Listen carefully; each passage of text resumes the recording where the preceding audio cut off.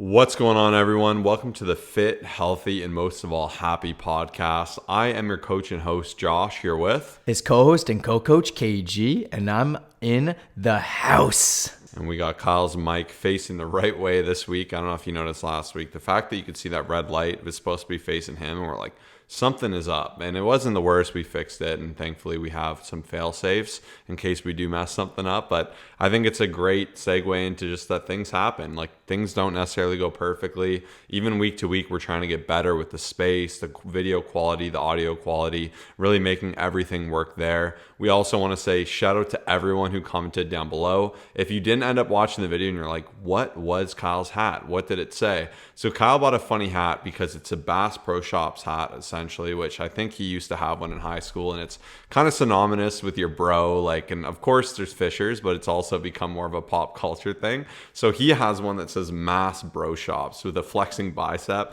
which is pretty jokes. I think it's a really fun hat, and I think a lot of people don't look at it twice, but when you do, you're like, that is hilarious. And we saw a lot of people commenting about it, which was really funny. And the reason I bring this up is we said we would be picking one person who commented on last week's video to actually win one of our brand new Fit, Healthy, and Happy t-shirts. So who did we pick, Kyle? So this week we actually have picked Livy ZZ16, and she commented saying, "Good morning, video gang, Mass Bro Shops. New vid quality looks great." So there was about 27 entries, which is fantastic. So thank you all. And Livy, if you're watching this, which I'm sure you are because you're hoping that you won it, just make sure to send us a message on Instagram with your shipping address, as well as just the size of shirt, and we will be shipping that out as soon as we receive them. And our Instagram is ColossusFit, ColossusUSFit. And one small thing I was thinking of, because I'm very goal oriented, and there's some things that I look at, I'm like, man, it would just be nice to have this number. So a lot of you obviously subscribe to our YouTube podcast channel because of that little fun giveaway. And I realized as of the last time I checked, we're at 905 subscribers, and I have set a personal goal of getting to 1,000 by the end of the year. So just 95 of you, and I'm sure a lot of you are not subscribed because we get tons of listeners from Spotify and Apple, but not as many on YouTube. So we'd love it if you just check it out. First link down below, you will be able to subscribe to our YouTube. It takes you 2 seconds if you have a Gmail account, and it means the world. So thank you so much to everyone, as well as you, Livy.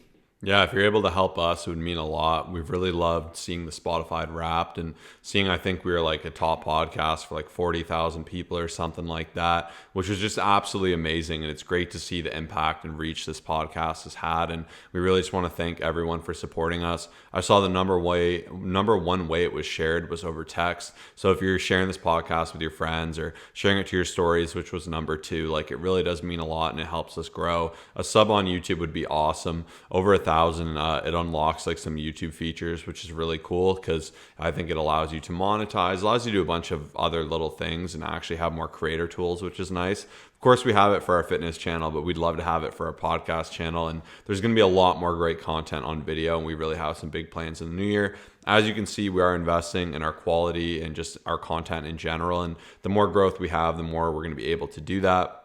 For those of you that are like, oh, I wanted that t-shirt, I was hoping it was me, don't worry, there's still a chance to get one, and the best way to get it is by signing up for our early access New Year's challenge. Right now the rates are discounted. They will be raised, and there will be a premium if you are jumping in the last minute for our New Year's challenge. We really want to encourage you guys to be people that take action, that don't put things off, that when you're ready to see a goal, that you jump onto it and you see it through. And we want to incentivize you with some special deals and early access to our December 1st challenge. And what's beautiful about that is as soon as you sign up, you're going to get paired with your coach, and we're going to be able to start right away to get you in great habits and a great rhythm going into the new year, so that this year can actually be that change you've been wanting to see. I'm sure every year there's something you say you're going to do and perhaps you don't do it. This is the time you can change that by getting a roll on it early, by having someone on your side to give you support throughout the Christmas holidays, where you can still enjoy these events, you can still partake in the incredible occasion, but you can also have your favorite foods, still see progress,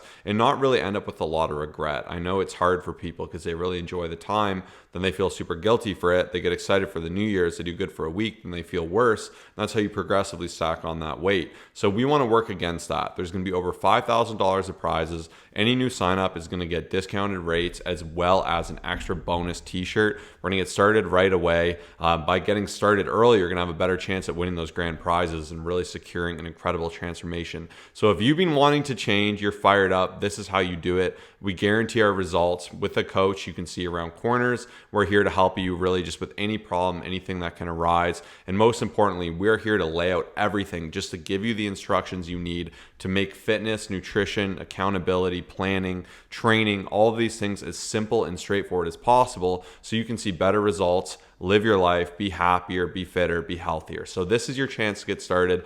DM us the keyword challenge on Instagram to @ColossusFit, ColossusFit to get started. And we can't wait to help you out with that. Once again, you can find us on Instagram @ColossusFit. Keyword is challenge. Do yourself this favor. You are worth it. You deserve the results, and we can't wait to get you them. Now we're going to jump into our quotes. I have a quote I really liked, so I'm going to go ahead and share mine first.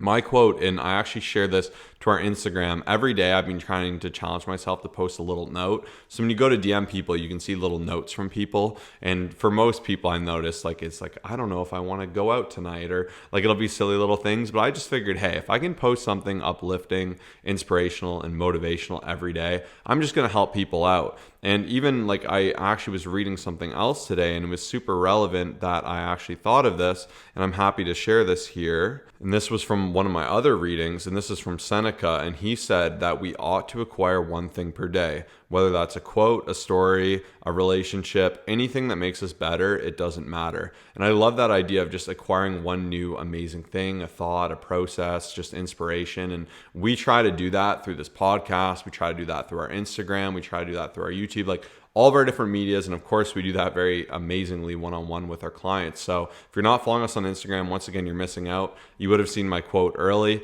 And my quote is, discipline is not a one-time event. It's a lifestyle. And this quote just rings so true to me because it's so easy to be disciplined for a day, to be really excited, to really give that exceptional effort over one day, but it really does need to be a lifestyle. And we've mentioned before, even on How to Get and Stay Motivated, our previous episodes, how an author of that book previously had the challenge of getting up before the sun was up every day. And it's funny too, because he said, I know a lot of people would do that for a day or a week, but they won't do it for 3 years. And I really think the beauty of discipline and the beauty of compounding just comes from doing things consistently, by challenging yourself to push it and do the things that are hard over the long term, and not just looking at these one-off really big efforts. So really don't see discipline as that one-time event. See it as a lifestyle, and you'll see incredible change in your life. I absolutely love that, and I firmly believe it, and something I'm focusing on every day as the best I can be. But my quote here is, you are rewarded in public for what you do in private. It was part of a motivational video that I had listened to recently, and I just thought it was very applicable and also pretty game-changing, because I feel like it's quite easy to do great things when everybody's watching, when everyone's cheering you on. But there are so many hours in the day where by ourselves, just there's those temptations, even kind of relating to discipline as well. It's so easy to just fall off the rails and not be disciplined. And even just a small example is when we go to the gym, it is easy to push ourselves. I'd say a little bit easier. If you're someone who works out at home, it's harder because there's not someone looking, there's not people just around you, and it can be a little bit more challenging. And I realized the other day, and it's a small little reminder, someone was came up to Josh and was asking, hey, what muscle does that random exercise you were doing work? It was and I'm oh dang, I forgot, there's people around, there's people, seeing what's going on, there's people taking notes, you're in public, right? And that's why I think it's so important, on top of crushing it in public when you're around people and just you're in a comforting space, it's also so important just to be putting in work, in those early hours, Josh was saying, before the sun gets up. There's nobody who's going to be holding you accountable, very rarely. And when you put in that work, when it's the hardest, when there's nobody cheering you on and stuff like that, it's those times that really make the biggest difference, when you don't want to do it, especially. So that's my quote for this week. Yeah, when you don't want to do something is when you got to do it more than ever. And I just, every day there's things I don't want to do that I know are going to help me. And even just like having these different little mantras or thoughts or things that get you through these tough decisions. And the more you can make them easier on yourself by doing things like having habit, having routine, having accountability partners, having a coach, like it just makes it so much simpler. And if you can find ways to really lock yourself in a good rhythm, a good flow, as people like to say, it makes the process way easier. It's always harder doing something the first time. And even just sometimes you got to shake stuff up. I was listening to another motivational video and he said, like, what will you do to shake things up? Like, will you get up at 4 a.m. one day? Will you go in the gym and just really push it and not be scared to look silly? Will you do that thing you've been putting off? And like, I love that concept too, because you can also build momentum from a massive action, but the real beauty really does come in just the consistency and the just doing those small things really, really well. And we've spoken about that a lot, so I won't harp on it too much, but those were kind of my thoughts. And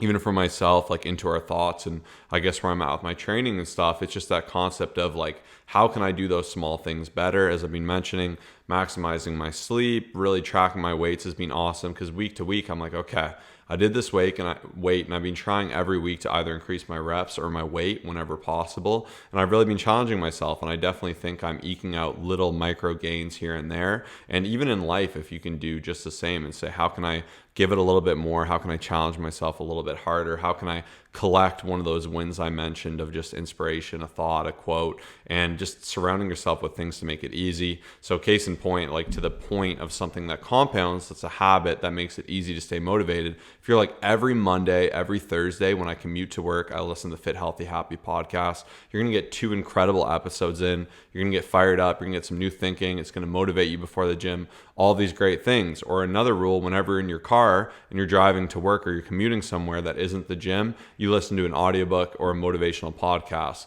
This is my personal rule. The exception to that, when I drive to the gym, I let the music bump. I find I'm more excited to listen to the music. Really gets me fired up. But in general, when I'm just driving around also, I think it's for the best too, because sometimes when you're listening to really hype music, it makes you more aggressive than you need to be behind a car. But when you're chilling out, listening to an audiobook, maybe you're having a coffee, it makes it really pleasant. I love it. And, working off of where we're at in the journey and kind of working off of Josh's point recently about getting back to using the tracking app, I've been seeing him putting in that work there, and I was definitely inspired, and I have used it as well for the last, I guess, 3 workouts, which is a good start, right? Just getting back to it. And what I found really powerful is, like, there will be some people who say, oh, I remember all my weights, and some people have better memories than me for sure. But I find it's those small things that you don't remember, like whether you put a 2.5 on and all these little things. So even today we were doing cable lateral raises, and it started populating saying like the last time I did it, which was Monday. So essentially a couple of days ago from when we're filming this,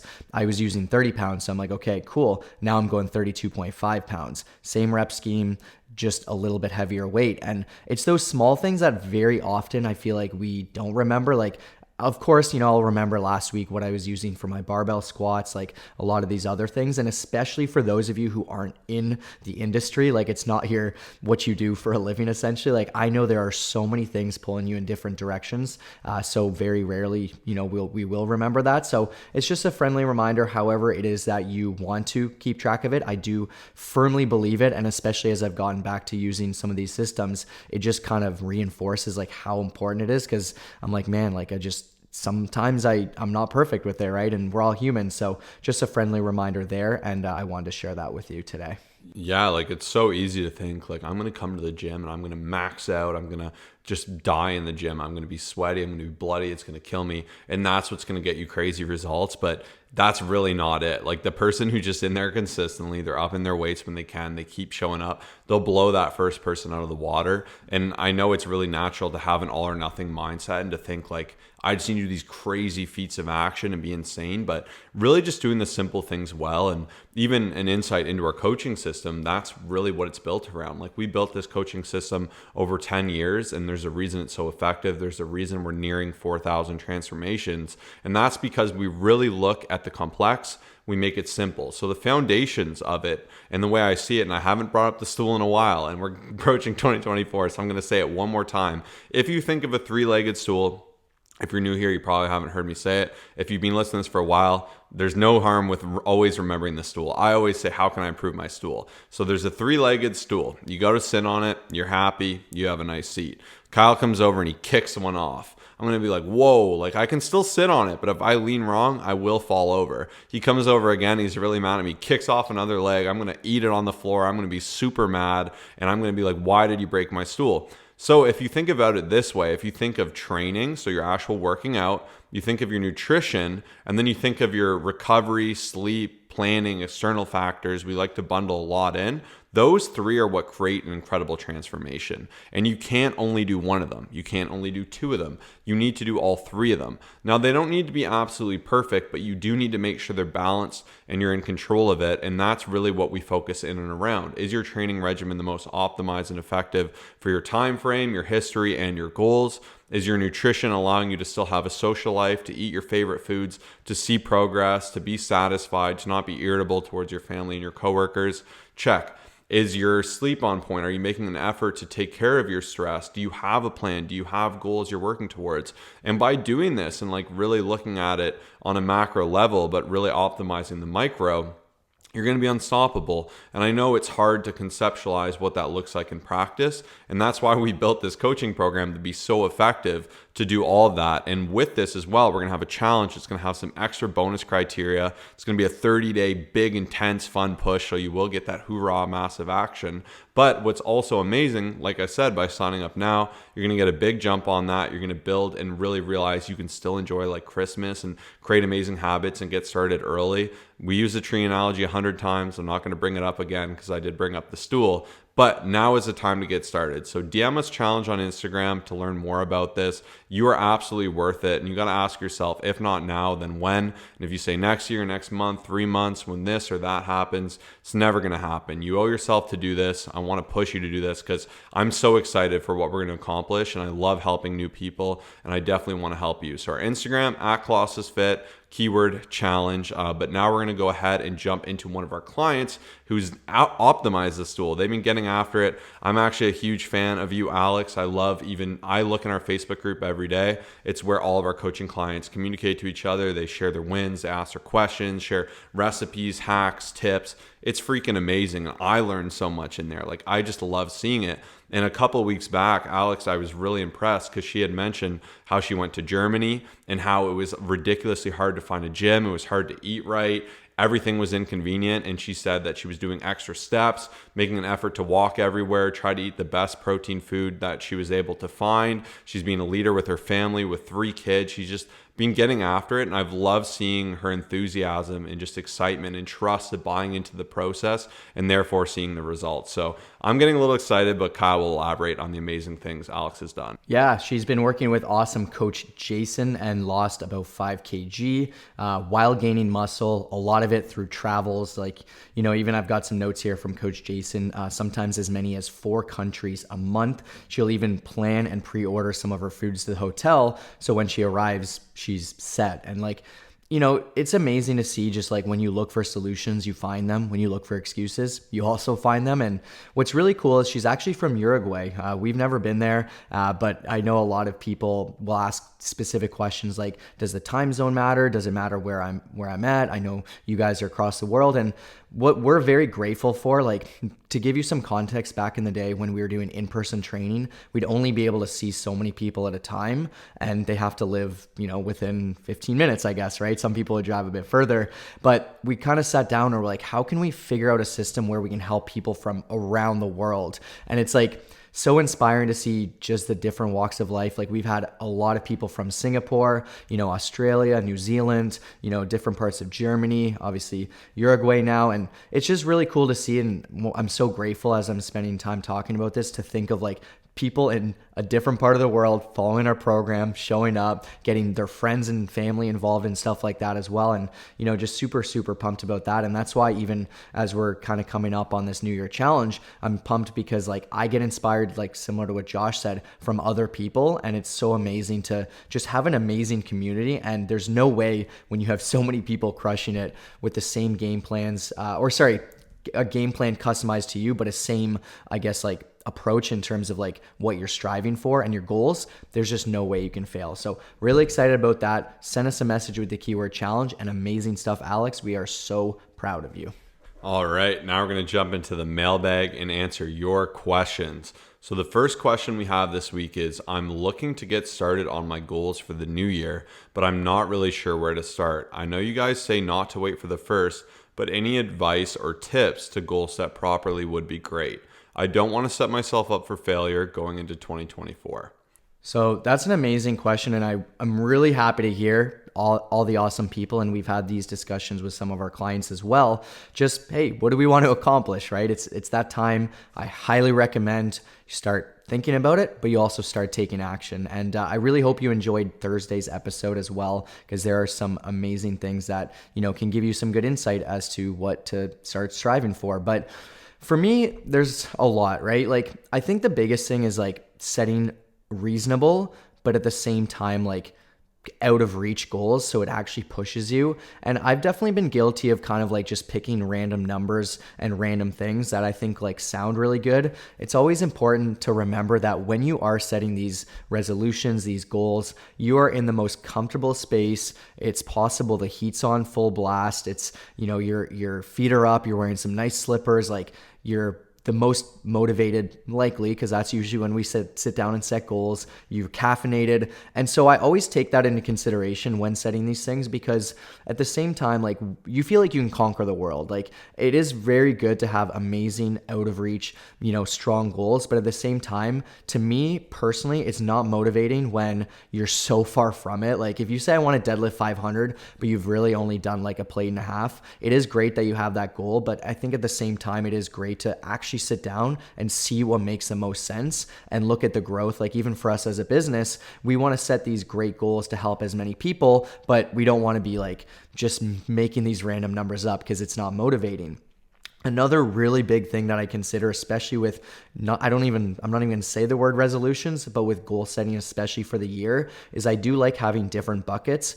So I find that I would be kind of making mistakes where I would only focus on one thing, like it'd just be business and the Colossus Fitness. But I find when I sit down and I think of different categories and different aspects that I want to grow in, and I have a couple different examples that I'd like to mention: health, social, so friends, family, relationships, all that great stuff. Personal growth, so Josh, as you know, has set the goal to do 52 books, and he is just about there, which is awesome. So, it could be for some people conferences, it could be different programs that you want to sign up for. I'd say audiobooks, podcasts are a great place to start as well. And then another one could be finance or career. So some sort of savings goal, some sort of, career advancement, anything like that. I feel like those 4 categories are very well rounded. So I always set 1 or 2 within the different bucket. And that's really all I have. I'm sure Josh has a bunch of tips, but I'd say try to set not like 50, because I remember I made a list in the past, and then I would look back and I'm like, man, I only did like 4 of them. And once again, I'm sharing these like imperfections because I've been guilty of like setting goals that I've just like kind of lost touch in and not looked at, and it's just been too overwhelming. So I wanted to share some insights as to how you can be set up for success as well. Yeah, I loved everything he said, and like, I'm just really big on hitting the drawing board and just thinking through it. I love the sauna. I love taking a walk to think through it. I love just like an open notepad. Sometimes during my workout too, I'll just kind of construct it in between sets, and it's like a thought I kind of carry throughout that whole workout, and I'll kind of narrow in on what I want to do. And I love just setting goals, and it's something that has really been important. And I love the concept too, like Kyle said, it's easy to set goals, absolutely forget about them and not hold them in high regard. But even a book I'm listening to right now, the author had mentioned how you should set goals that are really important and personal and just really meaningful to you, because they should be leading you towards more of your purpose. And if you take your goal setting seriously and you review those goals, you reflect on those goals, you set goals that scare you, you will eventually reach them. And I've mentioned it before, there's just so many things. And a few of my goals this year, like I put them out, there's stuff we wanted to do, like, and then I look at them and I'm like, wow, we kind of found it. I met this person who made this happen. I started the ball rolling here, and boom, before you know it, this crazy thing happened. So it's really cool that like when you set these big scary goals that you can see them through. My other big piece of advice, without like just taking everything Kyle said because it was right on the money, is to make it real. If you have a real goal, like if your goal is to go snowboarding, you're not just going to go, oh, I'm going to go to the hill, I'm going to buy all my stuff. You're going to go out there, you're going to fall 100 times. You're like, this sucks. This is the least fun thing in the world. I'm cold. My head hurts. I got amnesia. If you know the backstory, Kyle got amnesia his first time. It's not a good opportunity. Instead, go get the lessons or get a friend to walk you through it. Like, kind of actually put your money where your mouth is and be serious about it. Just the same with fitness. Like, we guarantee our results. You sign up with us, 90 days, you're going to be an entirely new version of yourself. Like, it's guaranteed. Like, you have nothing to lose. You've seen what we've done. You trust us. Like, if you're serious about it, you got to ask yourself, am I actually investing in it? Because when you pay attention, and that's why it's so important. Even in my life, like, there's friends, I'll give them the best advice in the world, and if I'm just giving them free advice, they don't put the stock in it. But when you invest into your goals, you're going to see them through. So whatever that may be, if it's your fitness, getting a coach, if it's starting to snowboard, really going through the process of that, if it's improving your education, actually creating a system for it.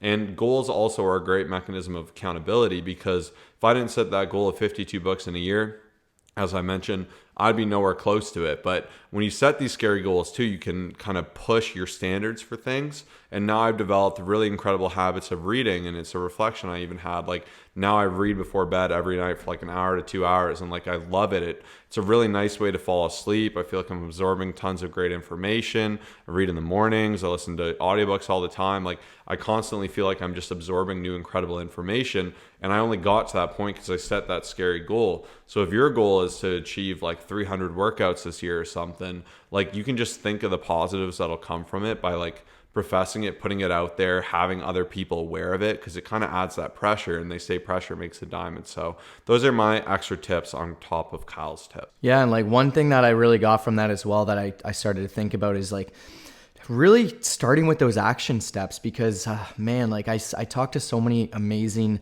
motivated people who just like really want it, and they're hungry, right? And I'd say a lot of you are, especially if you're listening to this podcast. But someone will say, hey, I'm looking to achieve this, but like the most important thing as soon as you say it is like starting to take that leap. And I'll use the book example as well. It's like, okay, I want to read 52 books. Okay, well, here's my library. Here's the books that, you know, I'm planning on reading. I've got this scheduled out. And this is where some people struggle. It's because they'll do that, but then they won't actually start. And even between that and the fitness journey, it's like easy to be like, oh, well, 300 workouts, I'm going for it. But then it's like, well, where? You know, do you have your gym membership? You know, do you have all these things set out? And like really taking that action step, even like Josh was saying with the snowboarding, I think is so important, because I feel like I see so much potential in so many people, and they just kind of have to like go do it, like do that uncomfortable thing, because it's so easy to dream and say, I'm going to do this. And like I said, you are in your most cozy state usually when you do this stuff, and the hardest part is actually doing it. So I think even having some accountability within that is one of the greatest things. Whether you make some sort of pact with your best friend and you say, hey, this is what we're doing, like let's check in on each other. But I'd say even past that, this challenge and what we're doing with our coaching and having our group, not only us but also multiple coaches, an amazing community, is the greatest way to achieve whatever it is that you're looking to achieve: fitness, mindset, health, mental health, all that great stuff. Yeah, and believe yourself. If you're not that person, believe you can become that person by setting huge goals. Like I said, I was not a reader. Now I would say I am a reader, which is funny. But like, even for the gym, like I wasn't someone, like I was a beginner at one point, right? Like anything you want to set your mind to, you really can do. You got to have some of that self-belief and have action that can fuel that belief, and you'll see it through eventually. So really great question there. And once again, like, get started now. Don't wait for the new year. Like, it kind of diminishes the quality and the importance of goals with resolutions, because like I said, if you go into something with no expectation to see it through, it's just like, it's a wish. It's not actually a goal. And with goal setting, some extra tips. Once again, I have them all written down. Like, I have a to-do list, and I look at my weekly goals that I write every single day. Well, my monthly goals rather. And then I have a monthly goal I look at my yearly goals, and every here and there I'll look at my 5-year goals, and they're all like a direction pointing somewhere. And as you kind of get close to those monthly goals, they should get you closer to those yearly goals, those 5-year goals. And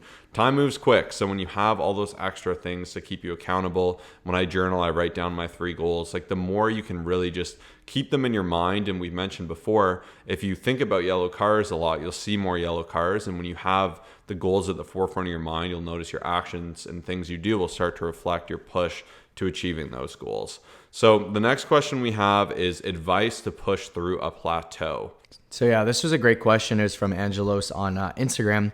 And once again, if you're looking to ever ask a question for the show, just hit us up. Make sure you're following us on Instagram, ColossusFit, ColossusFit. Now, this is usually a little bit easier when I have a little bit more detail. So once again, if you are looking to ask something, just feel free to share your situation, where you're at, and it's something that we can dive into a little bit more.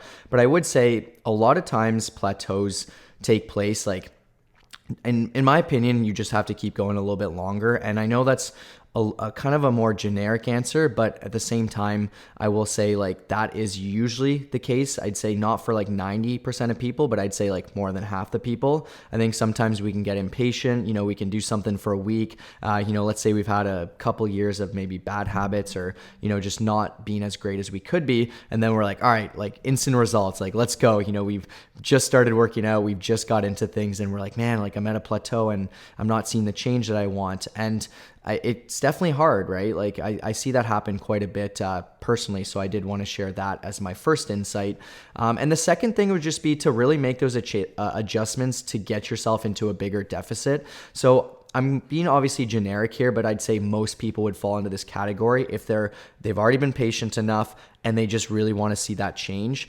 I would say one of the biggest things is just to either decrease your calories, increase your energy expenditure, or just be more accurate with tracking your calories. So those are the three things I find most people do struggle with. So let's say if you're looking to lose 20 pounds, you're at a couple pounds down and you just want to see more and you're having, a not so great week, I'd say tightening up on those things, either moving more, eating a little bit less, or actually being more accurate with how much you're eating would be one of the greatest things. And the last thing is just kind of going in hand with being patient is just like, don't beat yourself up, because I find sometimes, once again, people have a week where it's like their time of the month where like their sleep isn't as great and they're like, I've hit a plateau, like I don't know what to do. And I would say that's something I see very often. And then lastly, a bonus one is hire a coach, get someone to help you, because we can find ways to push through that plateau. We can be that support system and we will take care of you to help you push through and see next level results. Yeah, Kyle nailed it there, and like he kind of went in depth of what my answer would be, which would be reflect.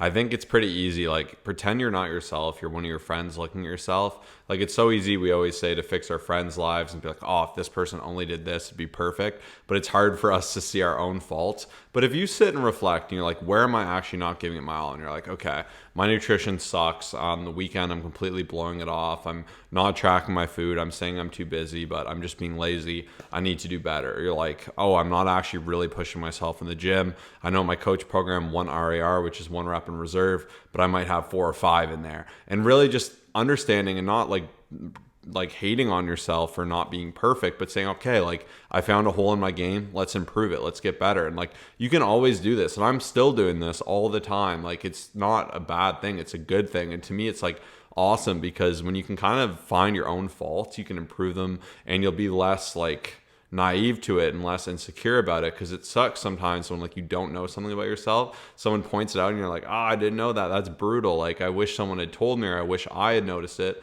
so I could get better at it. And if you have this attitude of self-growth, you can apply this to not only the gym, your nutrition, but your relationships, your health, your habits, all these great things, and just always aim to do better. Like, you'll never be perfect, but you make that effort to strive to do more, to improve, you'll be better off because of it. Yes, and I'm really excited to announce this last one, because I was like, all right, let's do some rapid fire for Coach Josh. It's been a while since we've done this, maybe the start of the year or last year. So, hey, let's do this. We've got a couple minutes left. I have 7 great questions to fire off to him. And I'm excited about this because I get to learn some stuff, and I feel like you also do as well. I did not share these things with them. I didn't put it in our notes beforehand. I've got it on my personal notepad. So we're just, putting them on the spot essentially. So without further ado, Josh, what are you looking forward to most right now? What am I looking forward to the most? Probably Florida. So we're going to be heading off to Florida in January, February. We'll be down there. And like, even right now, like if you're watching this on video, there's like nice sun at Kyle's window. And like, I'm in heaven. It's amazing how much you forget how great the sun is. Earlier this week, I was like, we haven't had sun for like 5 days. And I'm like, man, yeah, we haven't. It's brutal. And even he said, he's like, I don't know how people need steroids and all these things. I just need the sun. With the sun, I'm unstoppable. So Florida to me is the sun. I love being on the ocean. There's some amazing people down there, some other great entrepreneurs. And I find too, like obviously being in Canada, when winter comes, like the talk is usually how bad the weather is. Everyone holds up inside. It's just not the same vibe, and people get a little grumpier and a little more mean. And even in Florida, like everyone's just so positive and happy, and it's good times. And like I'm just happy as can be, sitting outside, going on a morning walk, training, eating right, living life. Like, so that probably is what I'm most immediately excited for. Awesome. And what is one thing that you're happy you did on your fitness journey? One thing I'm happy I did on my fitness journey, I think just really wanting to learn more about it. So when I started, I remember I would kind of force myself to watch like 2 hours of YouTube videos every night.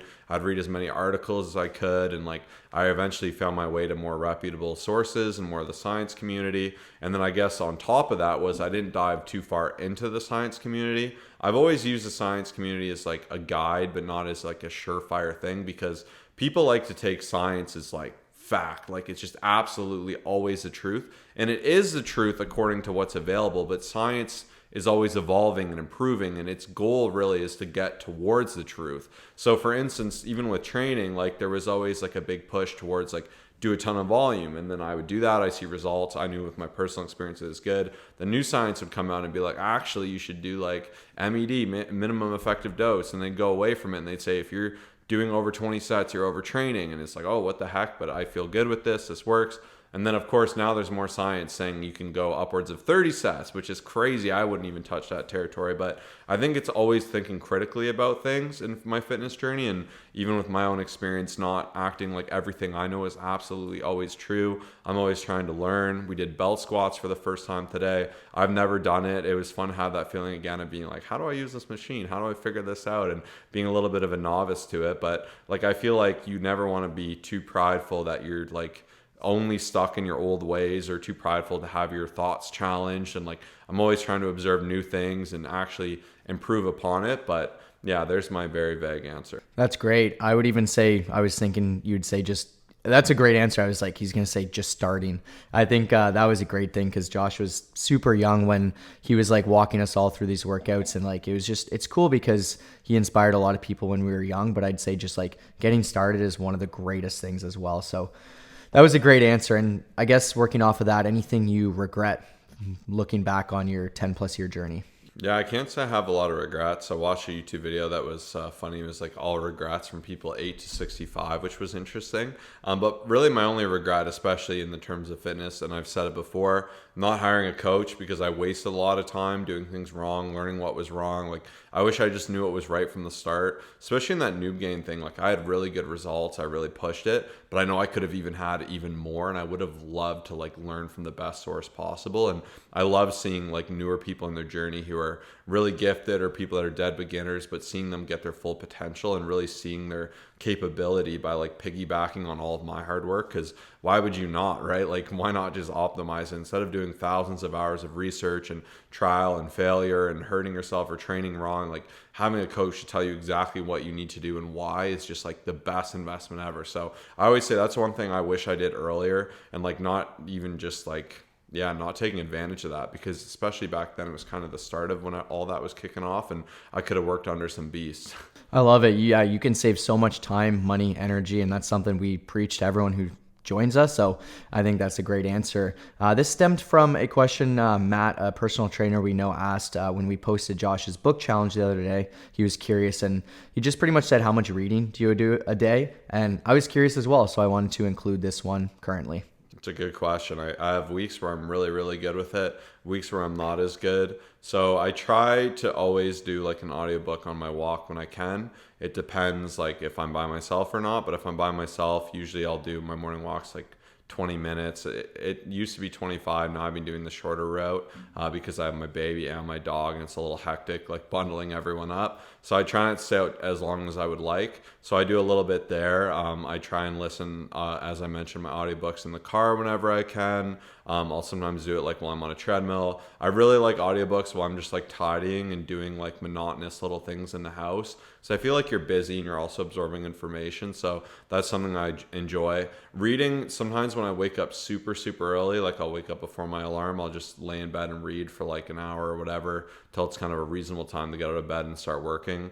Find it's a nice like segue into the day. I started reading, I probably read like maybe 10 fiction books this year, which I've never done before, which has actually been a lot of fun. So when I get hooked on them, sometimes I'll read for fun for like a few hours. But I usually do bulk of my reading before bed, like hour to 2 hours then. And then I'll always try and do like an hour kind of midday and like an hour in the morning. Spend a lot of time reading, but it, like I said, there's times where there's a lot more than others. There's times when there's a lot less. Usually when like you have more trips or less work or less things going on, I read more, but that's kind of what's going on there.